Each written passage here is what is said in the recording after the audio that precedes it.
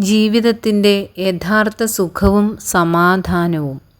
പ്രതിസന്ധികൾ നിമിത്തം വീർപ്പുമുട്ടിയ ഒരു യുവാവ് ഒരിക്കൽ തൻ്റെ ഒരു പഴയ അധ്യാപകനെ കണ്ടുമുട്ടി. കുശലപ്രശ്നങ്ങൾ നടത്തിയപ്പോൾ തൻ്റെ പ്രതിസന്ധികളെക്കുറിച്ച് ആ അധ്യാപകനോട് പറഞ്ഞു. അദ്ദേഹം അവനെ തൻ്റെ വീട്ടിലേക്ക് കൂട്ടിക്കൊണ്ടുപോയി. എന്നിട്ട് കുറച്ച് ഉപ്പ് കൊണ്ടുവന്ന് അവൻ്റെ കയ്യിൽ കൊടുത്തു.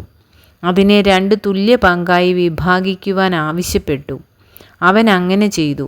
തുടർന്ന് ഒരു പാത്രം അവൻ്റെ കയ്യിൽ കൊടുത്തിട്ട് സമീപയുള്ള കുളത്തിൽ നിന്നും അതിൽ നിറയെ വെള്ളം കൊണ്ടുവരുവാൻ പറഞ്ഞു. അവൻ കൊണ്ടുവന്ന വെള്ളത്തിൽ ഒരു പകുതി ഉപ്പും മറ്റേ പകുതി ഉപ്പ് കുളത്തിലും കലക്കുവാൻ പറഞ്ഞു. എന്നിട്ട് പാത്രത്തിലെ വെള്ളം രുചിക്കുവാൻ ആവശ്യപ്പെട്ടു. അവൻ പറഞ്ഞു, അതിൽ ഉപ്പുരസം കഠിനമാണ്.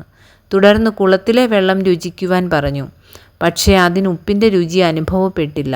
അധ്യാപകൻ ചോദിച്ചു, എന്തുകൊണ്ടാണ് ഇങ്ങനെ സംഭവിച്ചത്? അവൻ പറഞ്ഞു, പാത്രത്തിലുള്ളത് കുറച്ചു വെള്ളം മാത്രമായതിനാൽ അതിലെ വെള്ളത്തിൽ ഉപ്പിൻ്റെ രുചി കൂടുതൽ ഉണ്ടാവും.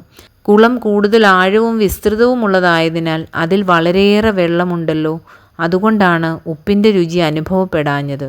അധ്യാപകൻ പറഞ്ഞു, അതാണ് നിൻ്റെയും പ്രശ്നം. നമ്മുടെ മാനസിക വ്യാപാരങ്ങൾ വളരെ ഹ്രസ്വമായ ഒരു മേഖലയിൽ മാത്രമായി പരിമിതപ്പെടുമ്പോൾ നമ്മുടെ ചിന്തകളും ആശങ്കകളും നമ്മെക്കുറിച്ച് മാത്രമുള്ളതാവും. മറ്റുള്ളവരെക്കുറിച്ചും അവരുടെ ആവശ്യങ്ങളെക്കുറിച്ചും ചിന്തിക്കാൻ മിക്കവർക്കും കഴിയുന്നതേയില്ല. മിക്കവരുടെയും മാനസിക വ്യാപാരം സ്വാർത്ഥപരമായതിനാൽ വിശാലമായ വിധം കാര്യങ്ങളെ കാണുവാനും ചിന്തിക്കുവാനും കഴിയുന്നില്ല. വിശാലമായി കാര്യങ്ങളെ കാണുവാനും ചിന്തിക്കുവാനും കഴിയുമ്പോൾ പ്രതിസന്ധികൾ ആ കുളത്തിൽ കലർത്തിയ ഉപ്പ് പോലെ നിസ്സാരമായി തോന്നും. ഇന്ന് നാം ജീവിക്കുന്ന സമൂഹത്തിൽ നാം അനുഭവിക്കുന്നതിനേക്കാൾ നീറുന്ന പ്രശ്നങ്ങൾ നിമിത്തം വിഷമിക്കുന്ന എത്രയധികം ആളുകളാണുള്ളത്. അവരുടെ പ്രശ്നങ്ങളുമായി നമ്മുടേത് തുലനം ചെയ്യുമ്പോൾ വാസ്തവത്തിൽ നമുക്ക് പ്രശ്നങ്ങളേയില്ല. എന്നാൽ അവരുടെ പ്രശ്നങ്ങളെ അറിയുവാൻ കഴിയാത്തവണ്ണം നാം സ്വാർത്ഥമതികളായി പോകുന്നില്ലേ? സ്വാർത്ഥത വെടിഞ്ഞ് നമുക്ക് ചുറ്റുമുള്ള ലോകത്തെ സ്നേഹത്തോടും മനസ്സലിവോടും കൂടെ കാണാൻ കഴിയുക എന്നത് വളരെ പ്രാധാന്യമർഹിക്കുന്നതാണ്.